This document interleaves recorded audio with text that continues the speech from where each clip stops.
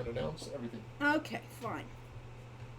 I'm going to record now. Hello, I'm Lorianne Cole, and I'm reading from the book By the Book, which is based off of a story that is written by myself and Mishell Baker. And this is Chapter 19, Spellbound. As the guardian of the forest sank to the ground, Falcon raced to kneel at its side. Tentatively, he placed a hand on its shuddering neck, dismayed at how very real and solid it was, how mortal the once ethereal animal seemed. Its blood-drenched sides heaved erratically. Distraught, Falcon laid his cheek against the stag's neck, trying somehow to lend the animal his strength. He could feel the powerful heartbeat slowly begin to weaken. Falcon let his hand slide gently from the creature's neck to its sides, trying to discover where the worst of its injuries were. Instead of finding the reassuring structure of ribs, Falcon's hand slid into a hot, liquid mass of flesh. Tears rushed to Falcon's eyes as he withdrew his hand. Trembling with grief, he cradled the stag's head, watching as it struggled for breath. "I'm here," he whispered over and over, knowing there was nothing he could do to ease the pain. After what seemed like hours, the stag's side gave one last heave, and then the animal lay still. Falcon sat for a moment in stunned disbelief, then bent over the guardian and wept bitterly. Suddenly, from behind him, Falcon heard a terrible creaking and moaning. He looked up and stared, astonished, at what he hadn't even noticed before. A huge oak tree stood in the center of the meadow, its branches spanning the length of the entire clearing. The leaves of the tree had just started to open, filtering the sunlight and turning it into a dim, living green. The trunk of the tree was thicker than Falcon was tall. As Falcon watched, the trunk twisted and writhed as though in agony, creating the unnerving sound that he had heard. Gradually, a section of the tree seemed to wrench itself away from the main trunk, revealing the form of a bark-skinned woman with a green waterfall of leafy hair. Stooped and twisted at first, the tree woman gradually stretched up to a full 9 feet of height, her limbs groaning woodenly as she drew herself up. The Eichenfrau, surely that was she, turned to look at Falcon. Her face, an eyeless and strangely blank expanse of tree bark, gave Falcon a chill of horror.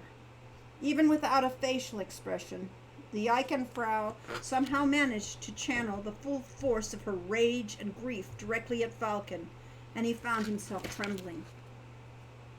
He expected her voice to ring out like thunder and shatter the earth, but instead it came as a whisper, an unsettlingly omnipresent sound like the wind sighing through branches. "Why," did she ask, "did you lead the destroyer to my grove?"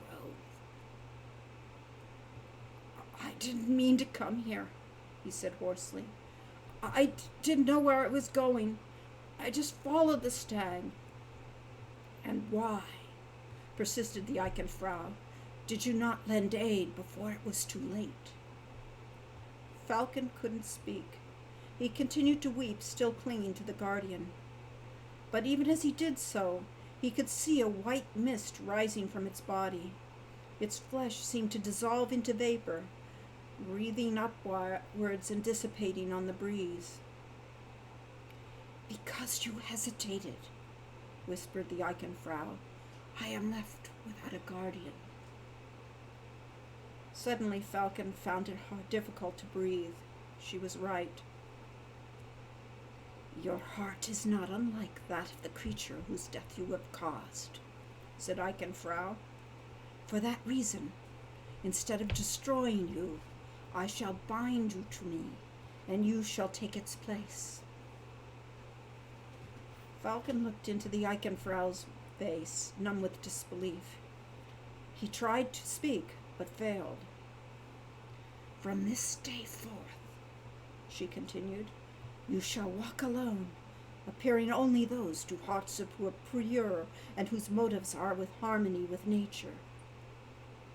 Falcon felt a sudden stab of despair.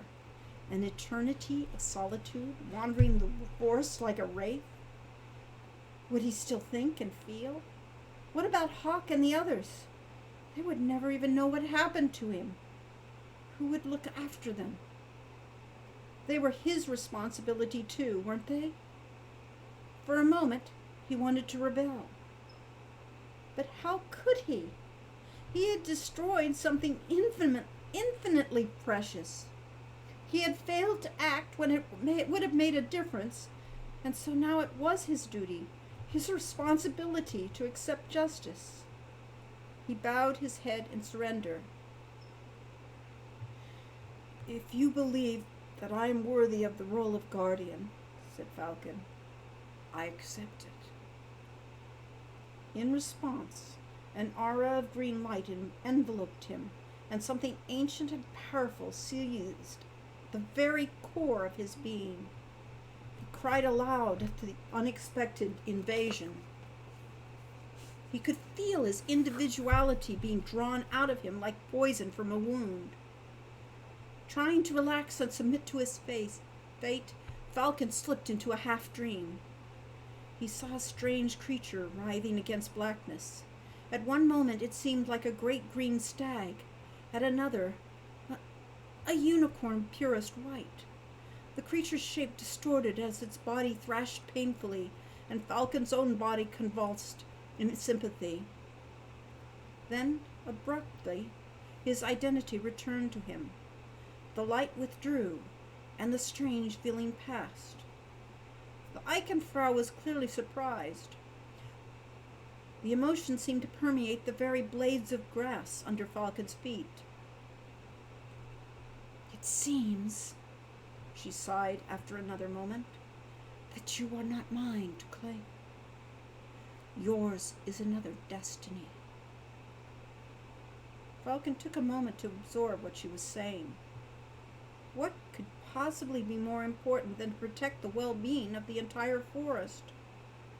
Before he could speak, though, the Eichenfrau's voice rustled through the foliage of the great oak once again. Instead, I will bind you to a single task, she said. I am the last of my kind, a tree spirit of the northern woods.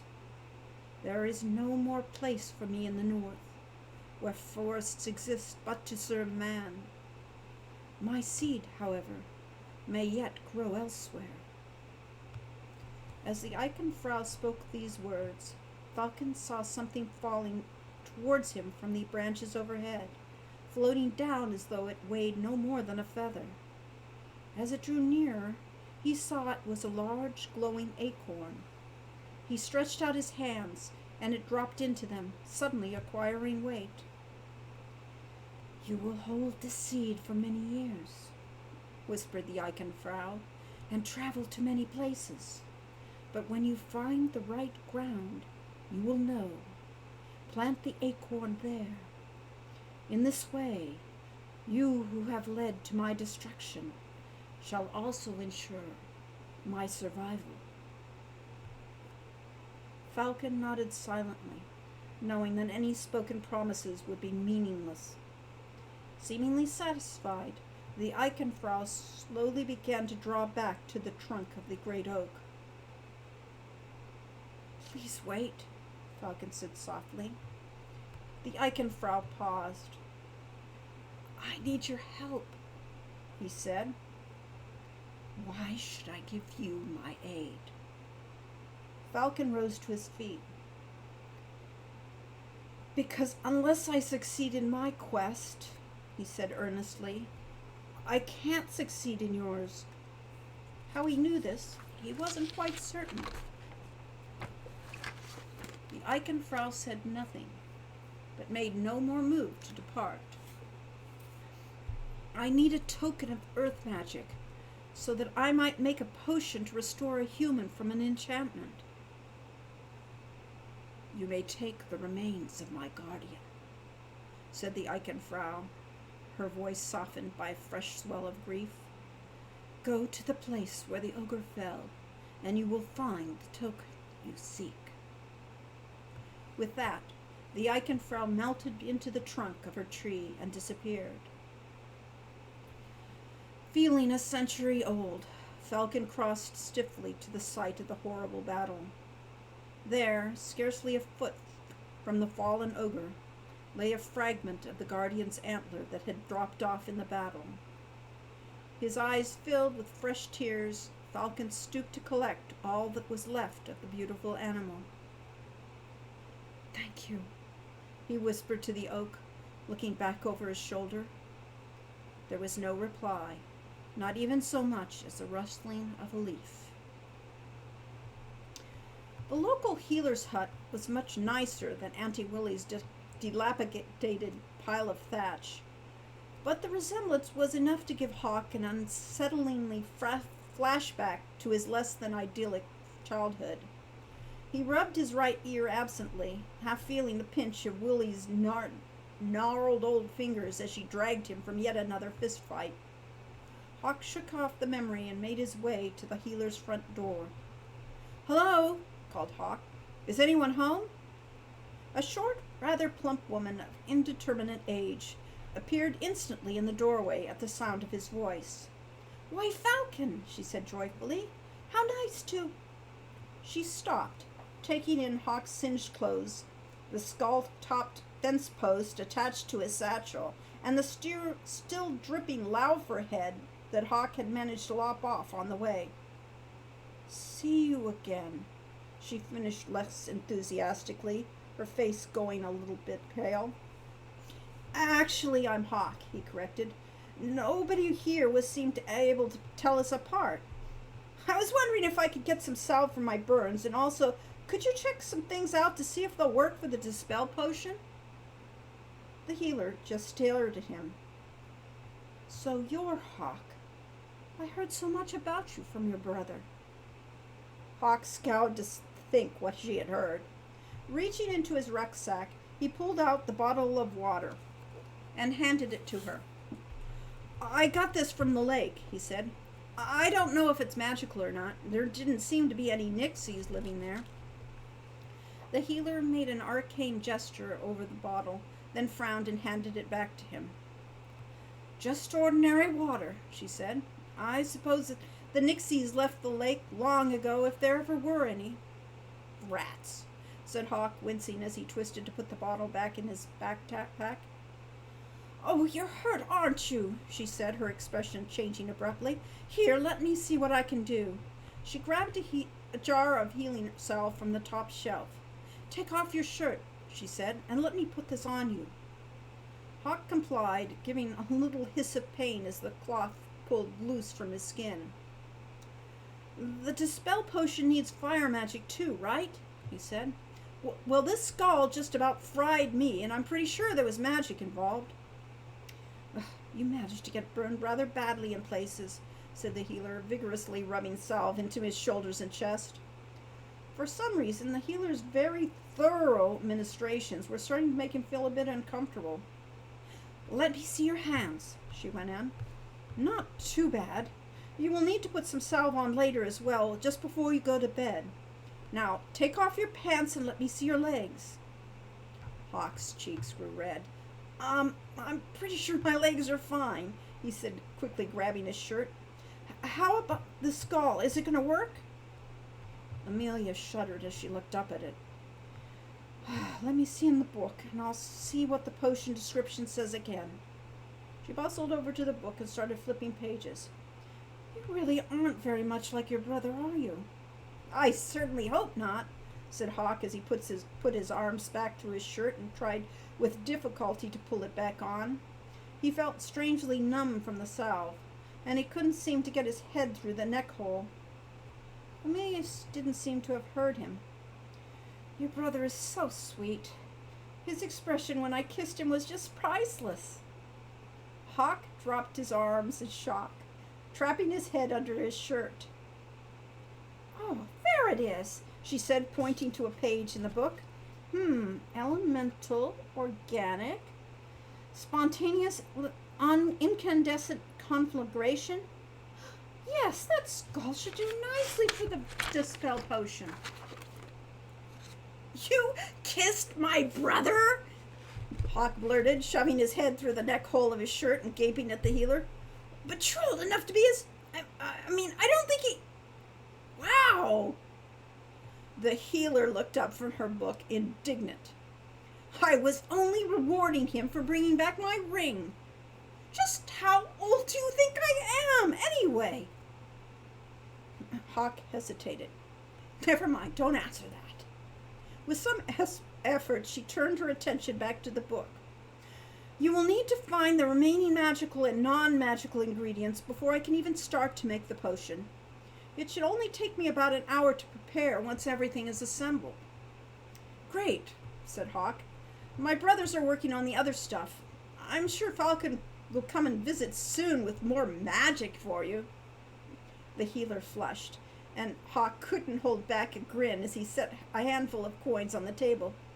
Here's some money for the salve, and thank you for helping with the potion. The healer just grunted, and she didn't meet his eye. Hawk whistled happily as he made his way back to town. All in all, the day had gone rather well. He hadn't defeated Baba Yaga, but he hadn't been turned into a bear either. He'd have to find a better way to get into her hut, and in the meantime there was always the potion. One way or another, he was going to restore Barnard to his father. When he arrived at the inn, however, Wren was sulking in her room, and Falcon hadn't returned yet, so Hawk sat down at the main table, pulling out his How to Be a Hero book, and tried to find a relevant page. Here we go. Quote, there are few things more gratifying in the career of an adventurer than earning the favor of society's noblemen. With a grateful peasantry can be charming in its own right, there is nothing comparable to the elegantly demonstrated gratitude from that well-bred inevitably showered upon the courageous adventurer. Do not by any means decline to help those less fortunate, but take special care with those of nobler stature. Not only are they better equipped to compensate you for your efforts, but in addition, they are more trustworthy, for they are discriminated from birth with strict codes of honor and standards of behavior. Take care that you, dear reader, regardless of your circumstances of your birth, act with all dignity and decorum appropriate to the lords and ladies who gratefully invite you to their homes. Hawk struggled onward through the text, learning the proper protocol to deal with noblemen, until the first bell sounded over the rooftops of the town. He looked up from his book, then frowned, and realizing he was still alone. Then the door creaked open, and Falcon came in, looking weary and drained. How did it go? Hawk asked. Falcon simply sat down at the table and shook his head. I can't talk about it yet, he said. His face was drawn, and his eyes were far away. Well, I found the fire magic for the potion, said Hawk, unnerved by his brother's expression. That's good, said Falcon with a weak smile that only made him look more ghastly. Then he looked around, only half seeming to see his surroundings. Where's Al? A quick search of the inn and a conversation with Shamin revealed that Al had not been seen since he'd finished his tea this morning. He said he was off to see the great master, Erasmus, Shamin informed them. Well, that much we knew, said Hawk, exchanging a look with Falcon. But where is he now? For their answer, Hawk and Falcon received nothing but the final tolling of the evening bell. Wherever Al was, the town gates were closed to him. He would have found his way to Arana's Peace, said Hawk tentatively. Wouldn't he? Perhaps he is staying the night at Erasmus's tower, said Falcon just as weakly. They looked at each other for a moment in silence, neither saying anything aloud, the obvious crushing fact that showed so clearly in Falcon's eyes. They had both been so preoccupied this morning by their disagreement over Baba Yaga that they had agreed to let their half-blind, unarmed brother walk off alone into the woods of Siegburg, and he hadn't coming back. From the edge of the small meadow, Al looked out upon the fairy ring. Dusk was deepening in the darkness.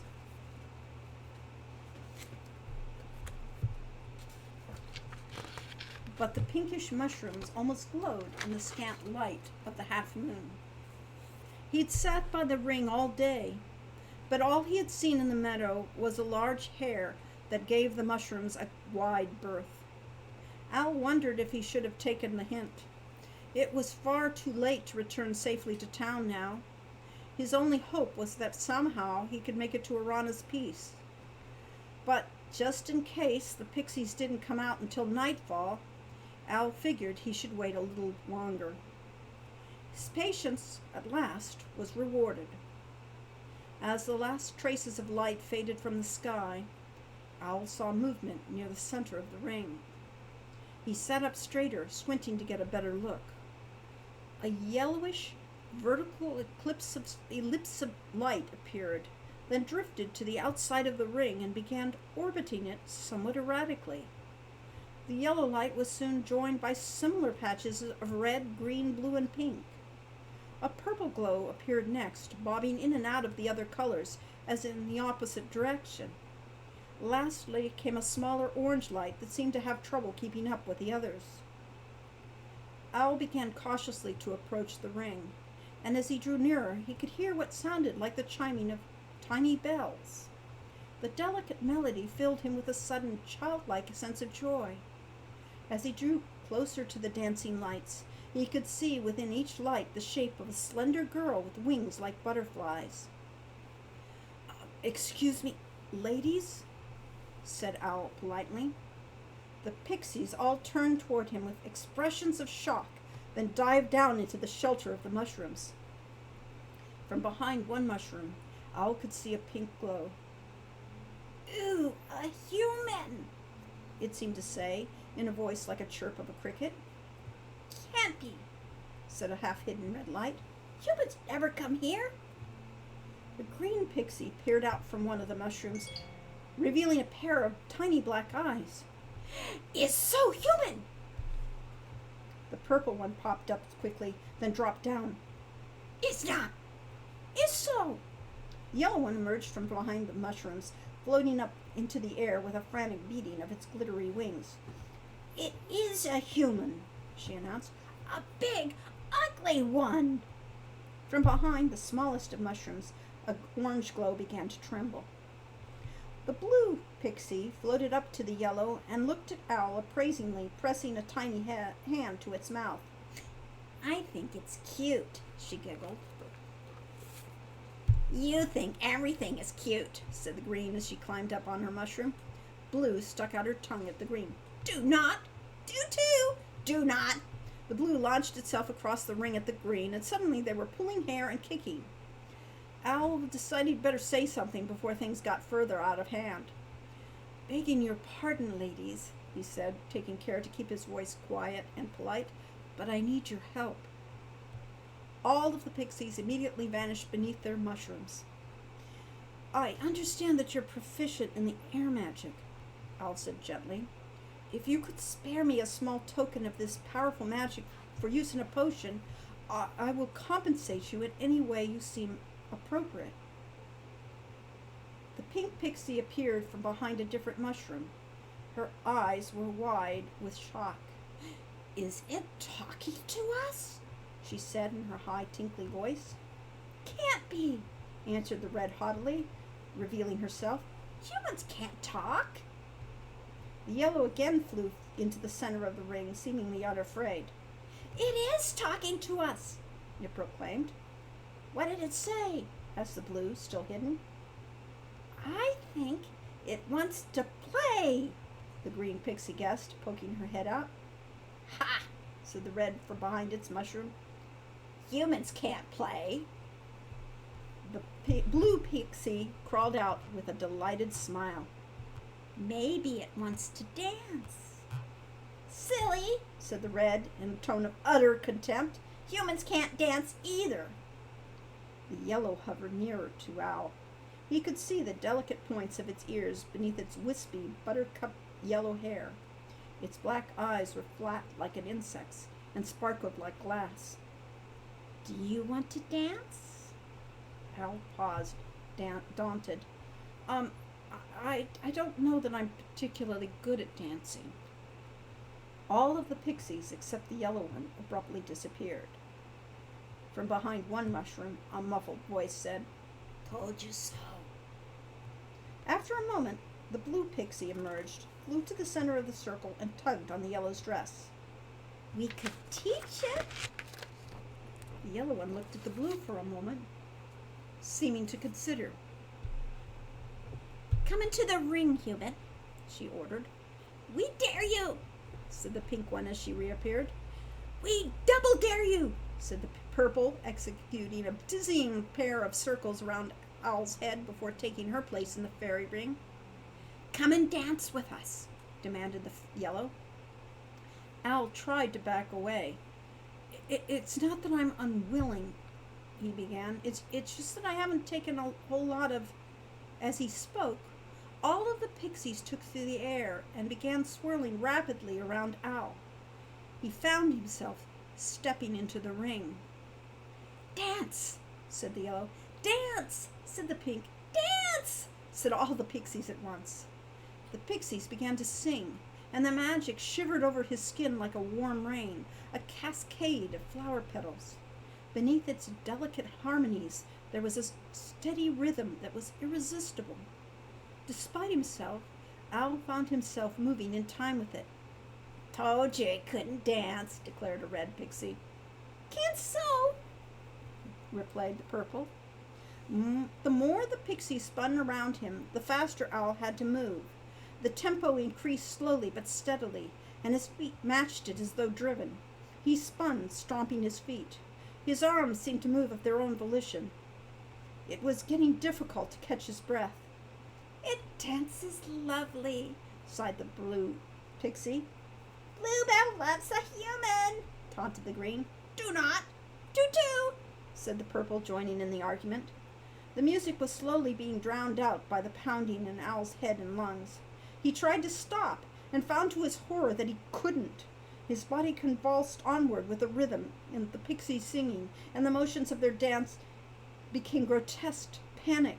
Spinning around once more, he collapsed in the center of the ring. The world went very dim and hazy. As though from 1,000 miles away, he heard high, tinkling voices. "Ooh, is it dead? We killed it!" "It's not dead." "Darn." Al was dimly aware of the yellow light shining very near his closed eyelids. "Are you okay, human?" Al tried to speak, but nothing came out except an unintelligible moan. "It talks funny. Humans always talk funny." Al recognized the scornful tones of the red pixie. He was probably still sprawled in the middle of their mushroom ring. He'd have to move or they'd surely be angry. First, though, he had to open his eyes. He was shocked by the sudden jolt of electricity. "Ah!" He quickly rose to his feet, staggering out of the ring. "Sorry," he gasped. "I didn't mean to... What happened?"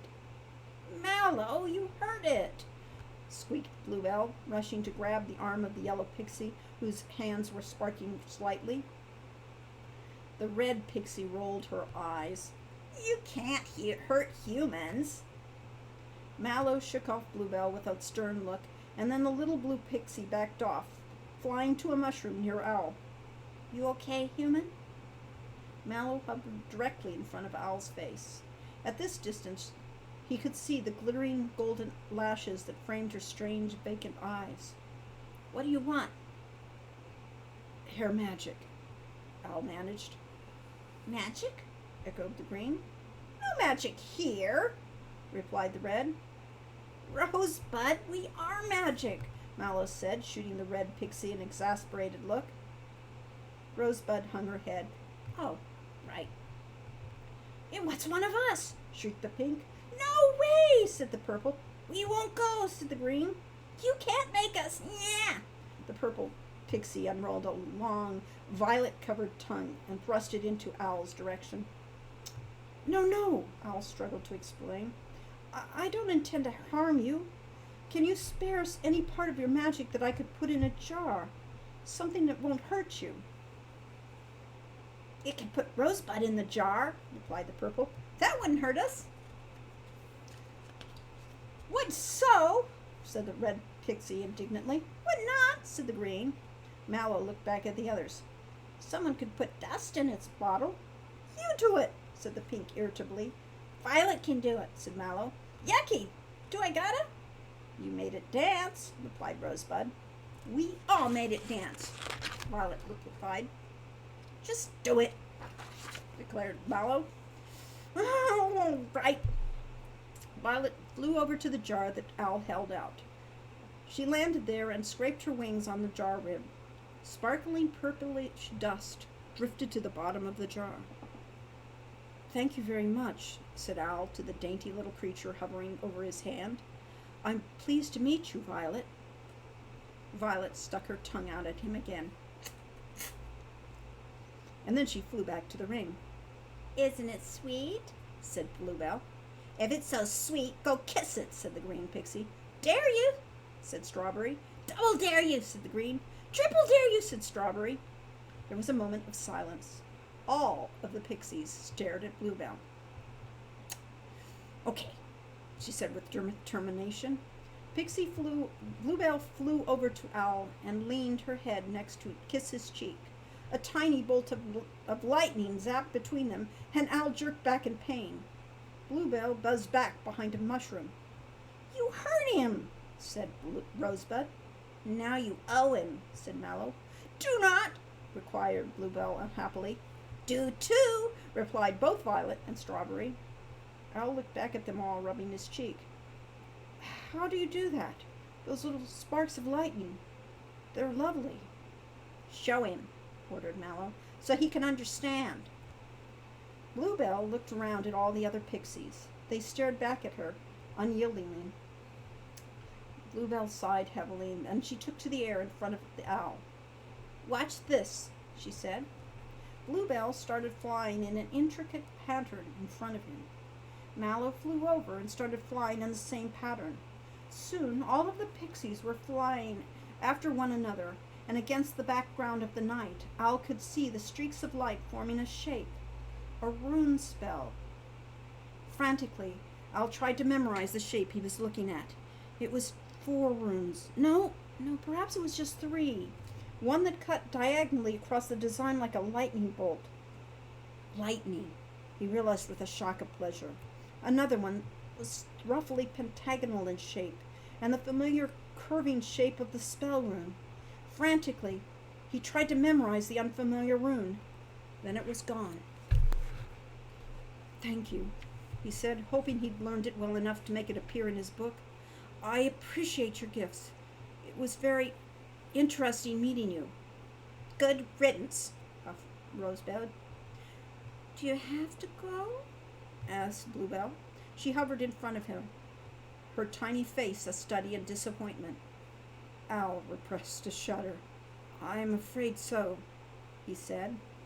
Bluebell flew closer, and as she fluttered her wings, Owl caught a scent like honeysuckle. Are you sure you have to go? His senses clouded over, and he felt a strange smile come over his face. If you like, he said, you could go for a walk with me. I'm trying to get to Arana's Peace, but I'm not sure I know the way from here. I know the way, cried Bluebell in delight. Follow me. I'll protect you from night beasties. At the thought of this tiny creature coming to his rescue, Owl had to bite his lip to keep from smiling. All the same, it was reassuring to have that steady blue light to follow as he made his way through the dark forest. And that was that chapter 19. Now the next chapter was chapter 20, Puzzle Pieces.